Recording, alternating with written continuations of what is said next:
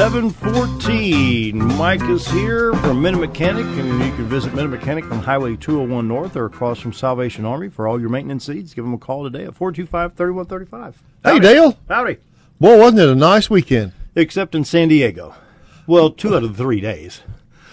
Man, the Cardinals just did not get the bats going until yesterday. You know, they kind of walked into a buzzsaw and apparently cut the knobs off all of them. They couldn't hang on to them. They lost 2 out of 3. We went up to Springfield Saturday night and watched Springfield Cardinals play. That's fun. And, man, it was as perfect a night to watch baseball as I've ever been up there. It's about 70, 72 degrees and a nice breeze blowing. Mm-hmm. And the Springfield Cardinals got beat 4-2 by Frisco Rough Riders, and that's okay. It was a perfect night, and it was a good baseball game. A lot of fun. Yep. That 2A club up there, they do a good job. Yes, they do, man. John Heavens. Nice ball field. There's a lot going on, and it's a very well orchestrated, well ran enterprise. And you there. look, St. Louis has got their 2A, 3A ball teams within 200 miles of the home base. Yeah, Memphis and Springfield. The shortstop for Springfield is a young guy named Diaz, and I had read where they said he is a prospect for shortstop for St. Louis. And man, after watching that young man play Saturday night, he has some very impressive range. He's a good fielder, you know, quick as a minute, and he may very well be. Did you see that clip between Colorado and Miami Marlins? Guy batting for Colorado, I mean, just a swing of the bat, and the pitcher just out of instinct puts his glove in the air. I mean, it's just that fast. And the batter's, did you catch that? Yeah. And that pitcher, and he's smiling. That was just pure reaction. Yeah, it was. That's pure reaction. Yep. So what's going on down at the shop? Oh, we've been busy, man. We were rocking and rolling last week, and I bet we will be this week. You know, what are we? What is Labor Day? 2 weeks from today? Yeah, it's on the 7th. So, yeah, it'll be 2 weeks from today, so we got a lot going on. Yeah, the first Monday is the 7th. Yeah, and I have September starts on Tuesday. Yeah, I got a busy schedule already for today, and that's good, man. This is the time of year it's kind of hit and miss, you know. Yep. Parents are putting their kids back in school, whether it's college, high school, grade school, or whatever, and we all know that that's an expensive proposition these days. But yeah, we've been very busy, and we're glad to have it. Well, we got a couple of questions. These are good ones today. When my car sits for a few days, my brakes are noisy for the first few stops.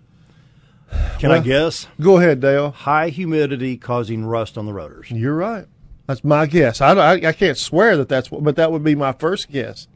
You know, we have a lot of people that come in up at the shop that don't drive that much, and maybe their car sits for a week sometimes. Mm-hmm. And they hop in it, and when they back out of their garage, for the first half a dozen stops, their brakes are noisy, and then it goes away. Mm-hmm. And it's just a little bit of surface rust that has formed on their brake rotors.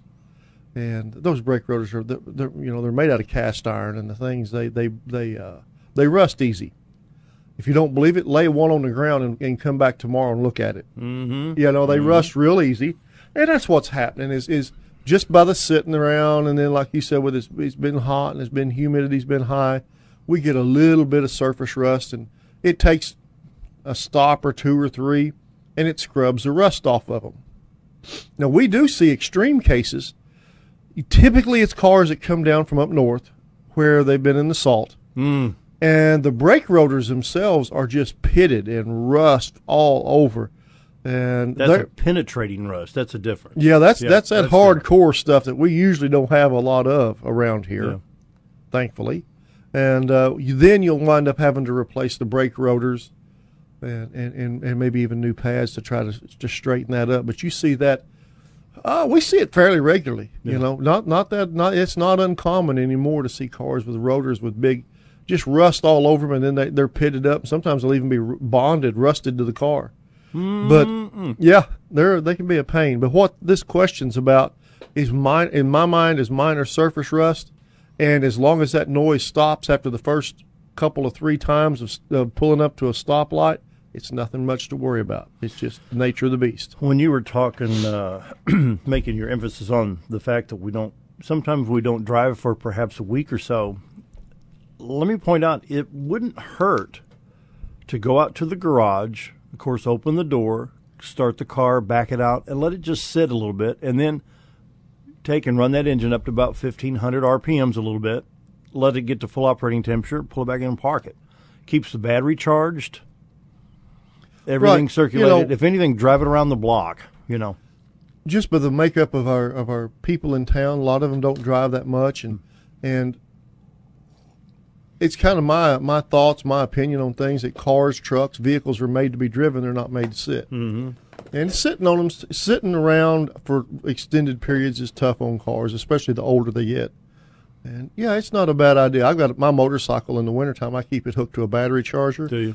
And I try to get out there as often as possible and pull it out of the garage, start it, let it run, and let it run up until the cooling fan comes on. Mm-hmm. And if it's not just, blue cold, I'll hop on it and ride it up down the street there in front of the house just to let everything move and let everything circulate. And it's good for them. It's better than letting one sit for that extended, that long of a time. And all of us old junkyard dogs, when we'd go out to the salvage yard, if you wanted to check an engine, a car can actually, and this is the older days, I'm going to say it's as prevalent now as what was in the old days, but the first thing you wanted to do is if it still had belts on it, you grab a hold of that and rock that engine back and forth to see if the pistons were still free in the cylinder. You can actually seize up an engine. Mm-hmm. Yeah, they can seize from sitting. Yeah. Well, that's another one of those deals. That's a pretty extreme case. Mm-hmm.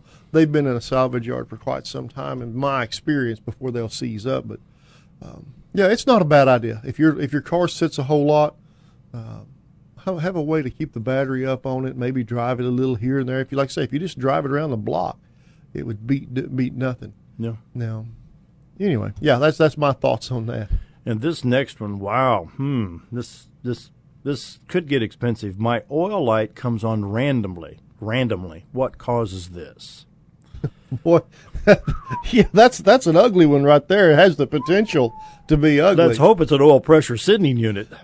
That my thoughts on that one would be an oil pressure sending unit. They can go bad and cause one to intermittently turn on an oil light or cause the oil pressure gauge to drop, and then of course you're going to get all sorts of warning lights. Another thing is when you see this happening, a person probably needs to be checking their oil level. You see cars that gets a couple of quarts low on oil, and you turn a corner, and the oil light will flicker on and off sometimes. So that would be worthwhile to check. And of course, it could be a mechanical issue. Maybe we have an oil pump problem, something along those lines that's causing it. That's a serious issue there. It could be. Yeah. It may just be an oil pressure sending unit. And, we hit a run there, I guess it may have been last year, could have been the year before. We replaced, I don't know how many oil pressure units on Chrysler vehicles that were doing this. They'd be sitting at a stoplight and the oil light come on. And they'd bring it in, we'd check the oil, it's full, see no problems with it, and you could change out that oil pressure sending unit, and then that's the end of it. They had some bad sending units. Yeah, they had some bad sending units causing the lights to come on. And that may very well be what's going on with this car. But the second thing I would do, the first thing I guess I would do this morning on something like that is while that car is still cool is go out and check the oil level. Because low oil level will definitely cause an oil light to come on and off at various times, You've seen it. You've drove old cars. I have. Oh, yeah. I let the oil get low in them and you stop suddenly, or you go around a corner and the light flickers, and it may just be a matter of needing to put a quart of oil in it. Yeah. Or have your oil changed. But in the old days when I had those old big engines, whether the 383 or that Hemi, before you're going in those old days you wore out some bearings. I mean, just about any brand, by the time you get 120,000, you needed rings and bearings. I had a 383 from a 65 model that about 183,000 miles, it was starting to blow a little smoke because the rings were worn out. Same thing with the main bearings. And all of a sudden you get a little flicker of that oil pressure light, and time for oil. Well, overhaul the engine, and you're ready to run. Yep. Morning, Sam. That's not something that I would ignore. If you're getting that's a serious issue. Yeah, it could be. Has the potential. Now, that was conducive to what, Chrysler brand? Well, the example I cited was a Chrysler brand. What engine in particular? 3.3, 3.8? Yep. Yeah. A lot of the V6 engines in the minivans we had issues with oil pressure sending units. And we replaced a ton of them. in the automotive business, you get on rolls and things like that. One week, all you do is brakes, and seem like the next week you may do all front end work. But there for a while, we were replacing a ton of those things. Okay, let's talk real quick about the difference between the oil pressure light and the check engine or service engine soon. Sure. I get people coming in almost on a weekly basis that has a service engine soon light come on, and they are under the impression that it needs an oil change. So we have to explain to them, the fact that service engine soon light's got nothing to do with an oil change. Typically, that will tell you change. It'll ask you to change oil soon. Change some of them. In extreme cases, it'll say change oil now. But get this murky stuff out of me. Yep. But the service engine soon light is your computer telling you it has picked up some sort of a drivability issue, and it can be any of 100 different things, from an oxygen sensor to an EGR valve to a misfire, and fairly common is a gas cap being loose.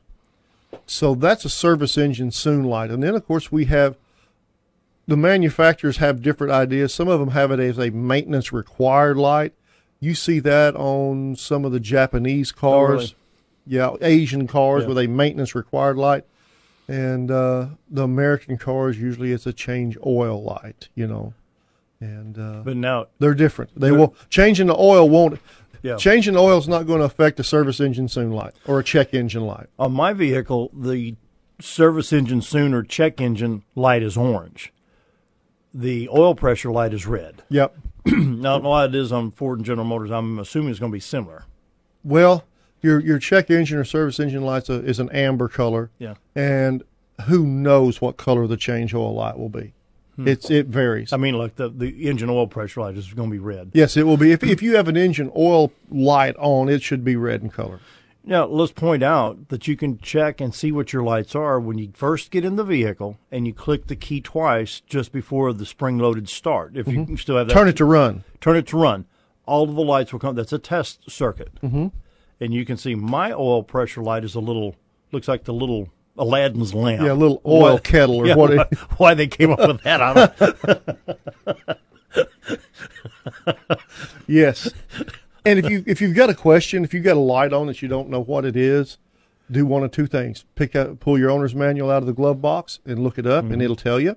Come by the shop, and I will tell you. And if I can't, I will figure it out. Mm-hmm. There have been a couple of instances where people have stumped me. They say, "What is this light?" Well, as quick as I find out, I'll let you know.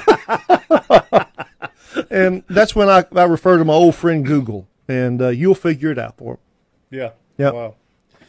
Well, we got about 2 minutes. We need to talk about some of the services. Of course, oil change, transmission service, motor vac, which I need to get done. And alignments, man, we have gotten busy with front end work again. Like I was telling you, some of that stuff's up and down, and I think we got about 5 alignments on the schedule for this morning already. Yeah, we do. I was working on the schedule before I came down here, and it's pretty well full. So we got the front end rack is full. We're going to be busy today. I don't know if I've ever been so pleased in how well a vehicle drives after, at 100 and what was 140, about 149, 150,000, I did new struts and bearings, maintenance. It didn't need it. I just wanted to get it done.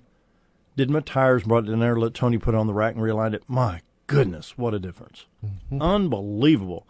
Everybody gets that, man, this thing's smooth and quiet. What did you do? Go see Tony at Mmmm. Yeah. Well, at 150,000 miles, your struts and all that stuff's wore out. Yeah. They just are. They may still be doing a fair job of keeping the car. Struts' jobs is to keep the tires in contact with the road. Yeah. So they may, but they're wore out, the mounts are wore out, and in 150,000 miles, your springs have lost their spring. They've lost some spring. Yeah. And you put on quick struts, didn't you? Quick strut. Everything is new. Quick struts new bearings, new struts. For everybody out there, a quick strut is a strut that comes pre-assembled with a new strut mount and a new spring on it. And, man, it makes a difference. It does. And then take it down to Tony at Mmmm Mechanics, let him align it. Yep. It's like brand new. Mmmm Mechanics located Highway 201 North across from Salvation Army. 425-3135 is the number. You get some time to get some folks in today? We do. Yep. Absolutely. All major brands of motor oil, top quality filters, transmission service. It's about time we'll be talking about radiator service and water pumps here in a few weeks. It's not going to be long. It's not going to be long. I walked out of the house yesterday morning. I was thinking, man, it's not going to be that long till the leaves are going to be falling. That's right. That's right. Give Mike a call, 425-3135. He'll be more than happy to help you out today. It's time for the news. Be right back.